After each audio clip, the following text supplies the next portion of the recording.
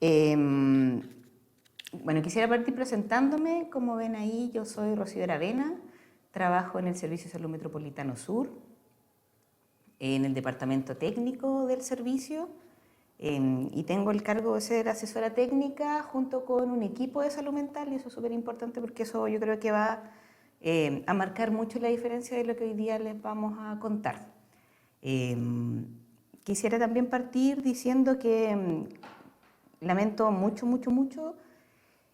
hacer esta presentación así en modalidad no presencial. Yo creo que es súper importante para nuestro trabajo también poder estar en contacto con la gente cara a cara. Yo creo que parte de lo importante que hoy día les vamos a contar respecto a la red de salud mental del servicio tiene que ver con que las relaciones que nosotros establecemos con las personas con las que trabajamos se basan en eso, pues, las conversaciones, en los diálogos, en poder verse, en poder compartir experiencias y principalmente, lo lamento mucho de no poder hoy día estar compartiendo con ustedes en vivo. Espero que tal vez lo podamos hacer a través del foro, pero tengo la certeza que hubiese sido mucho más nutricio también para mí poder haber estado aquí con ustedes en vivo. Eso, quiero decir eso. Y también quiero decir que lo que hoy día vamos a mostrar y vamos a presentar tiene que ver con el trabajo que hacemos como red completa. Es el trabajo que hacen un montón de personas en muchos lugares distintos, muchos nodos diferentes de la red, y que esa red está destinada a atender alrededor de 1 millón de personas. Entonces lo que uno hace no es menor, porque finalmente es una red destinada a la atención de 1 millón de personas, pero no cualquier millón, sino 1 millón que está expuesto constantemente a vulneraciones de diferente tipo y diferentes niveles. Entonces, las condiciones de pobreza, de exclusión, de vulnerabilidad hoy día hacen que nuestro trabajo sea mucho más difícil, y tal vez más que difícil sea mucho más desafiante a partir de que nos obliga constantemente a estarnos mirando como red. Sabemos que nos falta harto, que estamos súper distantes también. Todos los días yo creo que todas las personas que trabajan en la red para la gente le ponen mucha energía en tratar de disminuir esa brecha, y yo creo que es importante decirlo. Hoy día nosotros venimos principalmente como a contarles y a decirle un poco de cómo es que nos gusta nuestro trabajo y nos gustaría que se hiciera. Sabemos que nos falta harto, mucho, y que trabajamos para eso todos los días. Pero que parte de esto también tiene que ver con que el trabajo nos obliga constantemente a estarnos mirando y a mirar el quehacer que tenemos. Por eso es importante que como red nosotros basamos nuestro trabajo principalmente en algunos principios fundamentales del trabajo en red. Hay cosas que para nosotros son de gran importancia, que rigen nuestro quehacer, que son súper fundamentales y que entendemos que a veces estamos más distantes o menos distantes de esta, a veces estamos mucho más cercanos a lo que nos gustaría y a veces mucho más lejanos, pero que lo principal es que esto es lo que nos rige, para allá vamos y eso es lo que queremos hacer como red. Entonces eso es súper importante porque lo que está puesto aquí es parte también del discurso, que esperamos que se haga carne efectivamente en el trabajo que hacemos, pero es parte del discurso de toda la red, donde uno se para. Estos son principios que son los que nos comandan y los que nos permiten conversar. Entonces, en ese sentido, lo primero es que la atención en red y la continuidad de cuidado, como punto más esencial o tal vez como punta de lanza, como lo ven en la presentación, es que lo importante de esto para nosotros es que esta atención sea en red. Para nosotros la base es que la gente transita por la red, pertenece a una red completa, no a un establecimiento. Por lo tanto, nuestra expectativa es que la gente que transita por esta red note lo menos posible los quiebres que hay en la red. No es función de la gente vivir que una red esté desarticulada o que una red no tenga la información necesaria o que la gente tenga discrepancias. No es función de la gente notar eso. Esas cosas son de red, y nuestro sentido respecto a que la atención es en red y la continuidad de cuidado se da en red es procurar que no importa dónde esté el nodo ni de dónde uno esté parado, la gente no tiene que notar que está transitando por una red en niveles distintos. Y eso para nosotros es fundamental porque eso hace que uno se obligue de alguna manera a sentarse con los niveles de la red, a conversar en cómo es que este tránsito no se tiene que notar. No puede ser que en un lado de la red exista algo que en el otro no, y eso sea a costa de las personas. Eso es algo que como red hay que arreglarlo, como nodas hay que arreglarlo, como dirección de servicio hay que arreglarlo, y nosotros procuramos porque eso sea así. La continuidad de cuidados para nosotros es importante, no solamente en relación como las acciones mismas, sino como la gente va transitando por los distintos niveles o nodos y cómo la información también los va acompañando. En eso estamos bien distantes también, porque pasa mucho de que al otro lado de esta red hay otro dispositivo, otra unidad que requiere de confiar en lo que el otro hizo antes, de obtener la información, confiar en eso y seguir el camino, y seguir acompañando a las personas durante la red. Por lo tanto, eso nos abre una posibilidad bien grande de nodos de atención. Entonces, nuestros nodos, así como se atiende en red y la gente no tiene que notar que está transitando por esta red también, como está ahí, es preferentemente ambulatoria y preferentemente también descentralizada. Eso a nosotros nos permite decir que hoy día nuestra red tiene un lugar importante en la atención donde se juega la vida de la gente. Aquí es importante entender que el mundo de la vida de las personas, donde las personas habitan en lo cotidiano, no tiene por qué tener que ver con los sistemas. Entonces, la atención para nosotros es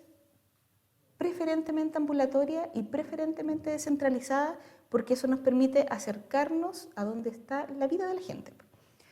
Tenemos hoy día todavía algunas unidades ambulatorias en hospitales, que son hospitales grandes que atienden más de una comuna o más de un grupo de personas, y eso nos ha traído profundas dificultades porque entendemos que estar desde ese lugar no te permite estar tan cerca de lo cotidiano, pues del territorio, de donde es que se juega la vida de la gente. Que hay que entender que la salud está en un contexto, y ese contexto no son los lugares donde está la atención. La salud se juega en la vida cotidiana. Por lo tanto, entre más cercanos estén los equipos a la vida cotidiana, más fácil es que puedan entender cómo es que eso se da y se juega en el día a día. Entendemos, y hoy día tenemos una gran dificultad en eso porque tenemos una brecha importante respecto a la descentralización de la atención y el desarrollo de polos más locales y más dispersos que nos permitan que existan equipos que hoy día están atendiendo personas en esos territorios, que saben, que entienden, que cuando les dicen yo vivo en tal calle, puedan tener en su cabeza un mapa mental de lo que significa hacer eso. Y de ciertas características entendemos que eso hoy día por dificultades no le hemos podido descentralizar todo, ni territorializar todo como nos gustaría. Lo que hemos logrado avanzar en eso y que para nosotros también es importante es que estas unidades que son grandes, que tienen un recurso humano muy grande y muy amplio, sí permitan achicarse y agruparse en relación a las características de una comuna. Para nosotros es importante que, a pesar de que estas unidades están ahí en estos hospitales, no se pierda que hay un grupo de gente que se va a atender con otro grupo de gente. Y que este grupo de gente que se encarga de la atención entiende de qué se trata cuando decimos que alguien viene de La Cisterna, o viene de San Miguel, o viene de Calera de Tango, y ahí hay ciertas características. Eso, cuando uno lo mira así, que parece ser súper insignificante, tiene altas repercusiones también respecto a la atención en red, porque finalmente es un grupo que está destinado para una población y que en esa población también se ve beneficiada de la atención que hace la atención primaria para esa misma población, y que ambos equipos, que a veces está tan tensionada esa relación atención primaria, equipo de especialidad, Se juega mucho poniendo al centro a la persona, su familia y su comunidad. Cuando hablamos de una familia X, tanto el centro de atención primaria como el equipo de especialidad que lo va a recibir en el otro lugar entienden de qué estamos hablando. Y esto tiene efecto no solamente como en la atención en la 1 a 1, sino que también en cómo giran las conversaciones, en tratar de entender y tener claridad de dónde vive la gente, y que eso pone al centro a la persona y sus necesidades, a su familia y sus necesidades, en un contexto que es la comunidad, que es donde la persona vive. Y en eso uno, como decía antes, entiende que el mundo de la vida y el mundo de los sistemas de repente no conversan tanto. Por lo tanto, este mundo de los sistemas, que somos el sector salud y otros sectores más, necesariamente tienen que ponerse al servicio de las necesidades de las personas y sus familias y no al revés. Entonces, esto como principio fundamental implica que en realidad está mal puesto ahí. Tal vez no deberíamos haber puesto este círculo de la atención central en la persona como una cosa más, sino como al medio. Y el resto de nosotros deberíamos articularnos para que estas necesidades estén puestas ahí. Por lo tanto, cuando hablamos de alguien, también hablamos de los sectores que están jugando en ese terreno y también hablamos de cómo es que nosotros como sectores necesariamente tenemos que relacionarnos. Entonces, cuando uno dice que la gente no puede notar cuando la red, el tránsito en la red, también la gente no tiene por qué notar que los sectores están habitando ahí y no tienen una relación. Para nosotros, lo colaborativo que tiene el trabajo intersectorial tiene que ver con poner al centro lo que la persona necesita y no lo que las instituciones están dispuestas a entregar. En eso hemos tenido, yo creo que bastante buenas experiencias por cosas tan simples como el sentarse a conversar. Hoy día, yo creo que en este último tiempo, si uno mira y piensa en algún sector, también podría llegar a pensar como que las relaciones con Sename y todos los órganos que colaboran con Sename es una situación de tensión constante entre lo que necesita Sename y lo que necesita salud, que hoy día nosotros hemos logrado resolver en mayor medida a partir de sentarnos juntos y conversar. El sentarse y conversar con la gente, que tal vez no es como un principio necesariamente, sino que más bien como una estrategia, a nosotros nos ha permitido ir a donde vayamos diciendo que nosotros, nuestra lógica es colaborar. Nuestra lógica es colaborar por las personas. Uno podrá tener hartas diferencias o hartas discrepancias, y uno está bien que discrepe. Si en el fondo uno no puede estar siempre de acuerdo en todo, porque uno está mirando las realidades de lugares distintos. Pero eso no puede ser algo que nos distancie, sino más bien algo que nos obligue a colaborar. Entonces, lo colaborativo es algo que está a lo largo de la red, entre los distintos nodos de la red, pero también es algo que excede la red de salud y empieza a hablar y dialogar con otros que rodean la vida de la gente y que necesariamente nos obliga a hacer colaborar. El diálogo para nosotros es importante en eso, así como el dialogar respecto a las necesidades de las personas. Entonces, el trabajo intersectorial, colaborativo, centrado en las personas, sus familias y sus comunidades, donde efectivamente esto se dé a lo largo de la red y no sean equipos particulares que se relacionan con equipos solos, separados, desvinculados o súper especializados, porque esa es otra cosa que, bueno, más adelante les vamos a contar cuál es nuestra expectativa respecto a eso, hacen que la red completa se organice para entregar la atención de una determinada manera. Nosotros en eso, nuestra expectativa es que la organización de la red sea territorial. y no sea territorial solamente porque hay un equipo que está encargado de hacer este tipo de atención a esta gente de esta red, sino que hayan distintos polos de desarrollo a lo largo del servicio que entreguen una oferta más o menos similar, pero que permitan que sea mucho más accesible, más cómodo, más fácil para la gente y no para los equipos. Entonces, más adelante, cuando les muestre un poco cómo es que se organiza la red, tanto ambulatoria como cerrada, eso está pensado en que la organización se dé territorialmente y que los circuitos se cierren territorialmente, pensando en que eso puede ser mucho más fácil para las personas que tienen que acudir a estos lugares por atención, o para los equipos que tienen que acudir a los territorios más cercanos, pensando en que son referentes locales más próximos. Entonces, cada nodo dentro de la red tiene cierta organización que eso está pensado en que le haga la vida más fácil a la gente para la que está trabajando y para la que se está organizando. Entonces, dicho eso, nosotros yo creo que hacemos un esfuerzo importante, pero claramente insuficiente, para poder organizar esta red un poco más clara, un poco más ordenada. Entonces, esto tiene que ver solamente como para que se hagan una idea de que la atención ambulatoria hoy día tiene dos polos importantes que están desarrollados de distinto nivel. Uno tiene que ver con la atención primaria y con los 35 centros de salud que tenemos hoy día en el territorio,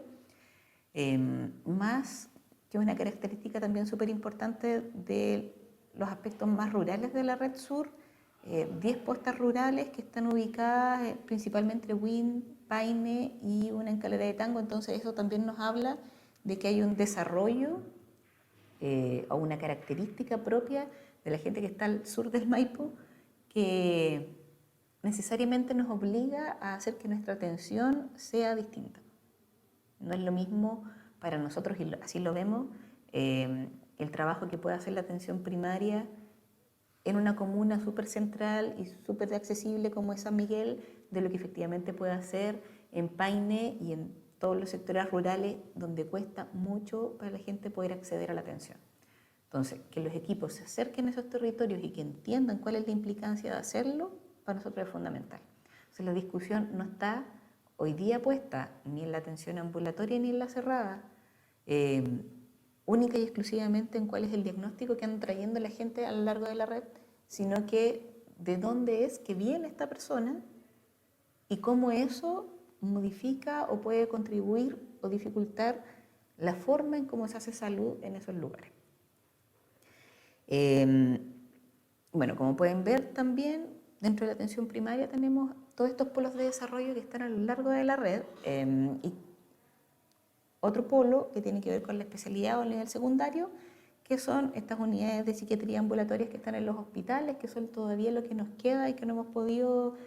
sacar de los hospitales generales, que están centrados principalmente en el Hospital Barros Luco, en el Hospital El Pino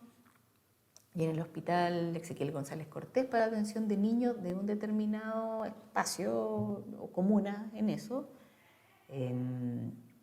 7 centros de salud mental comunitaria, 6 COSAM, CESAM, en eso estamos todavía intermedio en nombre, y a una unidad de salud mental que está referida principalmente a todo lo que tiene que ver con WIN, que hoy día nos entregan ciertas atenciones para un grupo particular de comunas. Lo que buscamos en estos 7 centros de salud mental es que la atención tanto adulto como infantil esté puesta en ese lugar, y que esté puesta en ese lugar no solamente por un aspecto esencial de lo comunitario y de lo que significa la vida en ese territorio, sino que porque también entendemos que es mucho más fácil también para los equipos y para la gente tener solo un equipo de referencia. Una familia completa con un equipo de referencia, que puede decir, ¿sabes qué? Mi familia completa, o mi papá o mi mamá o quien sea, su centro de referencia es este. Y este se relaciona con estos centros de atención primaria. Entonces, eso, parte de lo que tiene que ver con el tránsito en la red, implica eso. que no es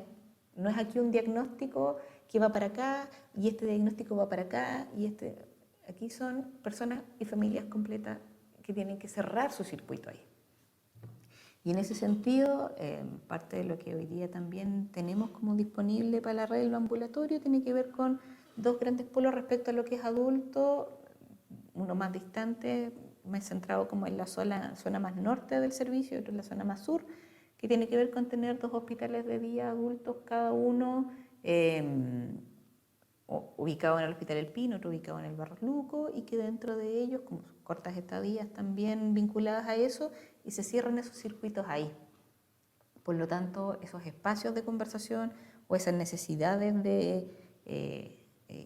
relacionarse y tener un referente con quien comunicarse más directamente, se cierran esos circuitos cada uno por su lado. Eso para nosotros también es importante porque no han sido pocas las ocasiones en las que es necesario sentarse a conversar respecto a la vida de una persona, varios actores de la red. Y eso forma parte de los mecanismos que después les voy a contar. Pero el tener ese circuito así de territorializado nos permite tener más claro quiénes son las personas, más claro quiénes son los referentes, contacto más directo, y eso nos permite ir cerrando brechas respecto al modelo de atención más que a la oferta en sí misma. Y asimismo contamos también con 2 centros privados de tratamiento ambulatorio en convenio que vienen a completar y a complementar la oferta que ya está instalada en un territorio. Para nosotros también es importante que estos centros privados que podrían tener que ver única y exclusivamente con lo que tiene que financiar Senda, son parte de la red. No son cosas paralelas, no van por otro carril, o sea, en realidad nuestro sentido es que todo esto, independiente de donde esté, se ajuste a lo que uno espera que funcione como red. Aquel que se suma a la red se suma con estos principios y se suma con estas características. Y para eso también terminan cerrando los circuitos como de atención o de dispositivos en este nivel como de mayor especialización, la atención cerrada, que también es bien curiosa porque ha tenido su propio desarrollo en esto. Imagino que ustedes sabrán, este territorio estuvo durante muchos años marcado por la presencia del hospital psiquiátrico, y que tal vez si no hubiesen ocurrido eventos que no tienen que ver necesariamente con la organización de salud, sino que si no hubiese ocurrido este terremoto en el 2010, el Hospital Peral seguiría en pie en su gran estructura y hubiese sido muy difícil modificarlo. Yo creo que en eso nos aprovechamos un poco del pánico y fue muy favorable, porque eso también permitió generar otros polos de desarrollo en otros lugares. Entonces, eso permitió también ir estrechando, definiendo mejor un rol del hospital psiquiátrico en esta red, y eso yo creo que fue algo que se jugó muy importantemente a partir de la reconversión del hospital psiquiátrico, y que en lo netamente objetivo permitió sacar camas que hoy día estaban instaladas en el hospital en ese tiempo a sacarlos a los hospitales generales y ir reduciendo la cantidad de gente que ahí está. Entonces, esto cuando decía que es una jugada importante, fue importante porque el Servicio de Salud Metropolitano Sur definió 2 cosas importantes respecto a esto. Una de eso es que la atención cerrada, en todas sus características, debe estar más cercana a los territorios y debe sumarse e incluirse en los hospitales generales. Y es ahí donde surge primero estas camas en el Hospital Barros Luco, luego el desarrollo de las camas en el Hospital El Pino, mucho tiempo después las camas del Ezequiel, que en algún momento no tuvimos y tuvimos que arreglarnos sin contar con ese recurso. Y una de esas apuestas fue poner unidades de hospitalización en un hospital general, y otra apuesta importante es que aquí la gente no viene a vivir al Peral. La unidad del Peral son unidades de tratamiento, forman parte de una red que así también lo entiende, la gente no es derivada del Peral para que ingrese y se quede ahí. Y en eso también hay que reconocer que los esfuerzos del Hospital El Peral también han sido bien importantes en eso, en tratar de vincularse más con la red, en que la gente aquí no viene a vivir porque sabemos y entendemos todas las vulneraciones que pueden ocurrir en un hospital psiquiátrico. Y eso yo creo que la gente del hospital psiquiátrico también lo tiene bien claro y por lo mismo hace un esfuerzo por tratar de que la gente que ahí llega salga de ese lugar, no se quede a vivir ahí. Entonces estas unidades que ahí están figuran hoy día como unidades de mediana estadía que son abiertas a la red y que en la práctica implican que alguien ingresa y tiene que volver a salir y volver a llegar a su equipo de atención. Y eso es variable y eso tiene formas de ingreso que también las vamos a contar como un mecanismo articulador y que hoy día nos permiten ir entregando la posibilidad de gestionar redes territoriales distintas, centradas en lo que alguien necesita y no centrados en lo que estamos dispuestos a entregar. Y eso tal vez lo hace bien distinto porque nos está obligando, como decía antes, constantemente a estar haciendo cosas, mirando, cambiando, sabiendo que estamos distantes de eso, que tenemos brechas, que tenemos que resolverlas, porque si no, sería súper fácil decir, hemos logrado desarrollar ciertas cosas que, bueno, hasta aquí nomás. Entendemos que nuestros modelos también distan mucho de lo que nos gustaría que fuera. Dentro también de la oferta que hay en el territorio tienen que ver con estos centros de tratamiento residencial de alcohol y drogas, que también son centros que son privados en convenio y que con los que creemos tenemos una bastante buena relación a partir de que se suman, siempre se suman a estos principios que son básicos para nosotros y que tienen que ver con el conversar, que la gente circule por la red, entregar y ponerse al servicio de los beneficios que para la gente trae, por lo tanto son parte más de la red, aunque no son oferentes ni públicos ni vinculados directamente con el servicio a partir de los convenios que establecen, sí se suman a esta lógica territorial y a esta lógica que tienen este servicio en particular respecto a qué es lo importante, dónde pone los esfuerzos. Entonces, ya habiendo contado como un poco lo que es, los principios básicos que tenemos como red, viene una parte que es mucho más concreta ahora, que tiene que ver con cómo se articula esta red general. Dentro de esas cosas, yo creo que es importante mencionar tres que para nosotros son súper significativas como mecanismos. La consultoría, por un lado, el comité articulador de continuidad de cuidado y el comité de ingreso a las unidades de hospitalización de cuidados intensivos, que son tres mecanismos de articulación y estrategias fundamentales que llevan mucho tiempo instaladas en el servicio y que para nosotros tienen un valor en tanto permiten el contacto entre personas. Lo primero, contar respecto a la consultoría y por qué es tan importante para nosotros, porque yo creo que todos conocen la consultoría. La consultoría para nosotros es súper importante, tiene un valor en particular, no solo porque tiene el beneficio de que permite mejorar la pertinencia de la derivación al nivel secundario, sino que también eso se nota y se nota mucho cuando esa consultoría se cae. Por algún motivo, si es que esta consultoría no se puede hacer, o falla o se suspende durante un largo periodo, uno empieza a ver cambios importantes en la pertinencia de la derivación. Y eso podría ser algo que no fuera tan importante, porque uno podría decir, bueno, entonces hagan mejor la derivación. Pero lo valioso de la consultoría está puesto en que permite mejorar la coordinación entre equipos, que permite que la información fluya, cuando hablaba al principio de que esto es una atención en red y que la continuidad de cuidados para nosotros es importante. La consultoría es una estrategia que nos permite que esto se haga más vivo, que efectivamente la continuidad de cuidado, tanto desde la atención primaria hacia la especialidad y de vuelta, se utiliza la consultoría como una estrategia para eso. para mejorar el diálogo, para evaluar efectivamente las discrepancias que tenemos,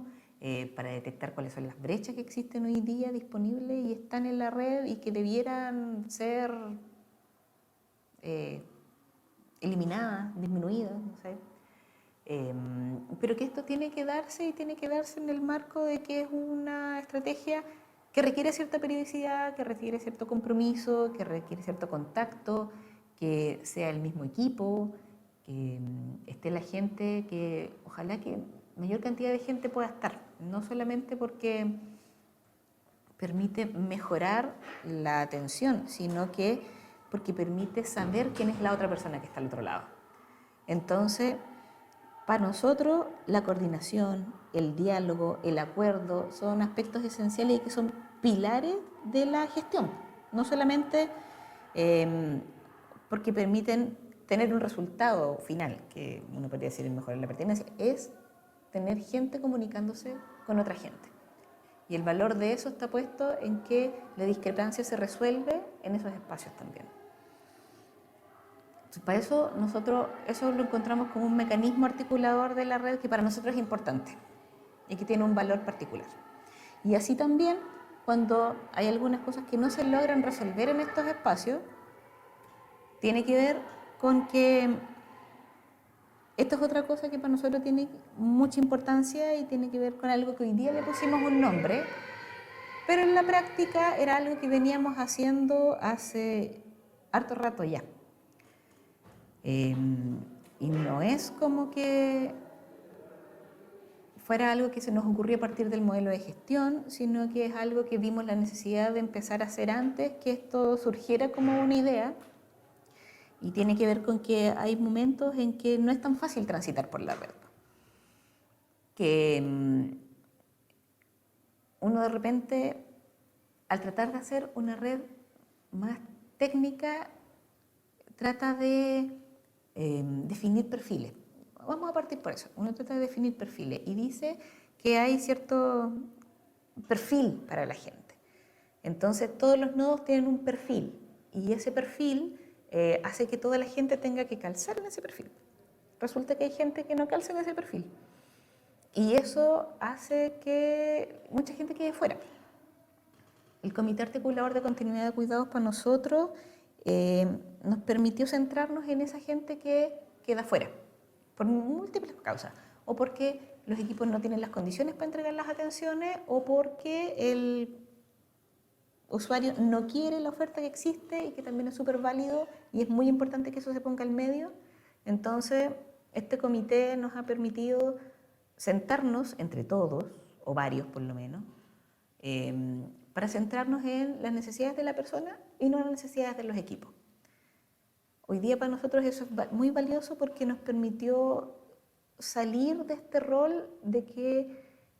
los equipos hacen una oferta para un determinado perfil y el que le gusta bien y el que no bien también siga su camino. Esto nos ha permitido sentarnos a conversar. Nos ha permitido poner al centro a la persona y ofrecerle lo mejor que tenemos, y eso implica a veces flexibilizar muchas cosas que antes no habíamos pensado y que lo concreto saca esta lógica del yo te doy y tú recibes, sino que qué es lo que tú necesitas y cómo hacemos para aportar en eso que necesitas finalmente. Nosotros como red hay cosas en las que en concreto no creemos, y lo voy a decir así súper sinceramente. Nosotros no creemos en los expertos, nosotros no creemos en la gente súper especializada. Son, bueno, qué bueno que existan, pero no son los que hoy día tienen la voz en este comité. A este comité asisten equipos que conocen a las personas, equipos que pueden aportar, equipos que no conocen a la persona pero creemos que pueden aportar, familia, la persona, y eso implica flexibilizar hartas cosas, distribuir el poder un poco dentro de los actores, y aquí entendemos también, cuando decía que no creemos mucho en esta idea de los expertos, es que este comité no es estable. Este comité es móvil y es distinto en la medida en la que la persona es distinta, y se convocan a las personas que tienen que ver No, aquí no es un comité de expertos que decide o que define o que se le ocurre esta cuestión que podría ser súper beneficiosa. Entendemos que a medida en que más experto eres, también más distante estás de la realidad de esa persona en particular, no necesariamente tienes por qué conocerla. Entonces, esas cosas son como importantes para nosotras. Esto nos ha permitido instalar la idea de que las personas son de la red, no son de los equipos. Entonces, la red en completa tiene que poner un poco de sí para que esto empiece a funcionar. Por lo tanto, a veces hay más de un equipo que está interviniendo y ayudando a alguien. Hay otros que están mirando y esperando cuando van a intervenir. Hay acciones en conjunto, hay partes que hace atención primaria, partes que hace especialidad, partes que hace el hospital de día, partes que hace el peral, que a veces ni siquiera conoce a la persona ni le ha llegado formalmente su derivación, pero creen que tienen algo que aportar y eso se pone al servicio de la red completa. Antes esto nosotros no sabíamos mucho como qué nombre ponerle, y cuando salió el concepto de comité articulador nos hizo sentido, pero lo ajustamos porque la definición que hoy día también está puesta dentro del modelo de gestión tampoco nos hace territorialmente tanto sentido. Entonces rebautizamos algo que antes llamábamos como mesas de trabajo a un comité articulador que tiene una forma, tiene un nombre, tiene características, es variable, requiere de la participación activa de todos los actores, incluyéndonos, porque en eso también es importante para nosotros que tenemos algo que decir y que eso que decimos no es tensionar a la gente ni forzar a que la gente haga lo que nosotros creemos que es correcto, sino que es facilitar el tránsito de la gente a partir de que uno tiene que ponerse al servicio de la gente. Entonces, ese principio es importante del comité porque tiene que ver con un acuerdo de red, tiene que ver con conversaciones que ocurren, tienen que ver con reconocer que a veces uno está equivocado y que tiene que generar los ajustes para que las necesidades de las personas se vean resueltas y no las necesidades de los equipos se vean resueltas. Y eso yo creo que lo aprendimos y lo aprendimos harto a partir de que en algún momento, cuando se abrieron estas camas o estos dispositivos de atención cerrada en los hospitales generales, parecía que los establecimientos fueran dueños de esas camas y ellos definían quién entraba y quién no. Esto funcionó más o menos en realidad, porque siempre era como, este sí, esta persona no, este me va a dejar la embarrada, entonces mejor que no entre. Entonces, Alpino, en su creatividad infinita, que yo creo que también ellos les van a contar, se les ocurrió hacer un comité de ingreso de atención cerrada. Comité de ingreso donde estaba el equipo del Pino, de la corta estadía, más los equipos que derivan a esa corta estadía. Y en ese espacio se revisa quién ingresa, quién no, quién se va de alta, quién no, cómo se sostienen las personas que requiriendo una cama hoy día no tienen posibilidad de entrar y se hace una priorización conjunta. Entonces, eso es a la base de esta premisa de que las camas son de la red y no de los establecimientos y que la priorización para poder acceder requiere necesariamente que se haga entre todos los involucrados. Entonces, el Pino partió con esa idea, a nosotros nos pareció una súper buena idea, tratamos de intencionar que eso ocurriera en Barros Luco encontró que era una buena idea, y el Ezequiel, que abrió sus camas hace un par de años atrás, dijo, nosotros vamos a partir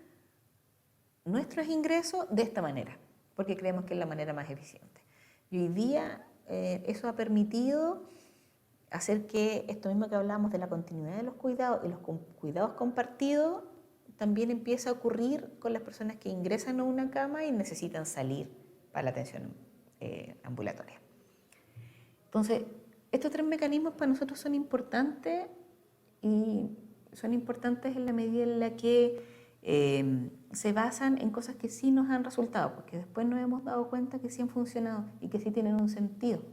que tiene que ver con que estos mecanismos de articulación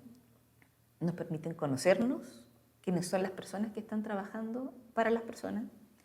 que los correos tienen una cara, yo creo que eso es súper importante. que no sabemos quiénes somos, dónde trabajamos, qué cosas para nosotros son importantes como red, en lo individual. Eso te permite modular también mucho tus relaciones entre equipos.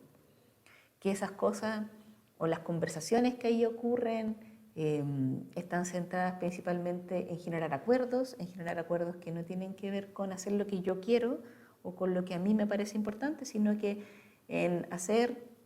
lo que para las personas son más beneficiosos. O sea, a veces esos acuerdos a veces no nos benefician a todos, pero sí benefician a las personas, y si benefician a las personas también.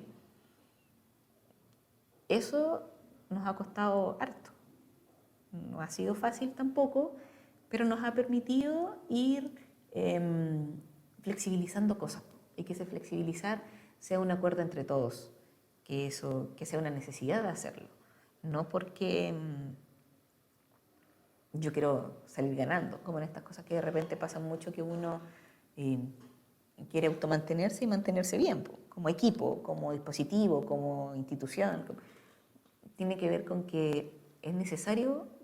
que si hay otros que están flexibilizando y haciendo cosas para que las personas estén mejor, yo también tengo que hacerlo. Y eso se da en las conversaciones, en que hemos aprendido a sacar las conversaciones también, que antes estaban superpuestas en los diagnósticos y en los problemas, a la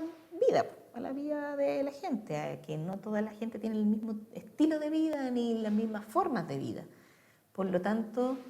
esos acuerdos y esas conversaciones giran en torno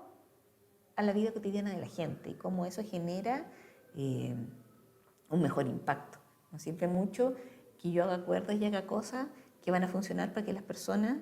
funcionen bien en un dispositivo, porque ese dispositivo no es la vida.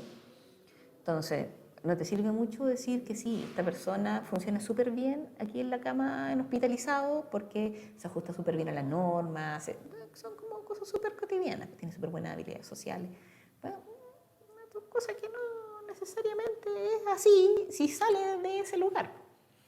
Entonces, ¿cómo es que esto que hacen las cortas estadías, los hospitales de día, el Hospital Peral, que son lugares mucho más para adentro que para afuera, ¿tiene o no una repercusión en la vida cotidiana de la gente? Lo que yo estoy haciendo, ¿sirve para que la gente cuando salga de aquí esto tenga algún impacto positivo o no? Y cuando uno se centra en eso, también te permite pensar y pensarte como una red. Porque a lo mejor no lo puedo hacer yo, pero a lo mejor lo puede hacer alguien más. O a lo mejor lo que yo voy a hacer hoy día le ayuda a alguien más en otra parte de la red a seguir el trabajo. Entonces, parte de esto también es llevar las conversaciones y los acuerdos siempre hacia el principio de que la red está al servicio de las personas y no al revés. Y que esto lo podemos resolver si es que tenemos algún problema, y lo vamos a hacer en mesas de trabajo más chicas, donde vamos a conversar aquellas cosas con las que discrepamos, que vamos a generar cosas nuevas para un grupo de gente, que es necesario sentarse a conversar, porque entendemos que esos espacios no siempre están dados en las instituciones, ni en los equipos mismos. Entonces una mesa de trabajo te permite conocerte con más gente y hablar de otras cosas y ampliar tu pensamiento también, tu forma de pensar, que a veces uno se captura por lo que uno mismo cree. Y para eso también para eso es importante esa estrategia, como una estrategia que ha estado cuando hemos hablado de rehabilitación, cuando hemos hablado de atención cerrada, cuando hemos hablado de camas sociosanitarias, cuando hemos hablado de hogares protegidos, cuando hemos hablado de un montón de cosas. Es traer a la gente que quiere conversar a una mesa de trabajo, porque entendemos que nosotros como servicio no podemos bajar indicaciones que lo más probable es que si estamos distantes van a salir súper poco aterrizadas. Y eso, cuando uno lo lleva a la conversación, uno también lo plantea y lo mira como que todo lo que uno hace, los acuerdos que uno toma, las conversaciones que uno tiene, las acciones que se realizan en la atención directa, están y van a estar siempre mandatadas por los derechos. Los derechos de las personas son fundamentales y están por sobre todo. Eso no se vulnera bajo ningún punto de vista. Y eso es un acuerdo que como red también hemos tratado de intencionar, porque a veces la tentación de hacer cosas en contra de la voluntad de la gente es muy alta. Pero nosotros como red no estamos dispuestos a vulnerar los derechos de la gente. Ninguno. Por lo tanto, si tenemos que sentarnos a conversar 100 veces respecto a una definición o un acuerdo, eso va a estar en el marco de que eso no puede estar por sobre los derechos de las personas. Y eso nos ha permitido como red armar conversaciones distintas y generar propuestas nuevas también en eso. Bueno, eso era como lo que les quería contar. Tal vez no es como un tema muy especializado, ni tal vez cosas muy concretas o como el gran secreto de la vida, pero yo creo que eso es importante porque para nosotros como red es importante cosas básicas como el diálogo, los acuerdos y los derechos. Y todo esto gira en relación a esto y cómo se pone al servicio de las necesidades de la gente.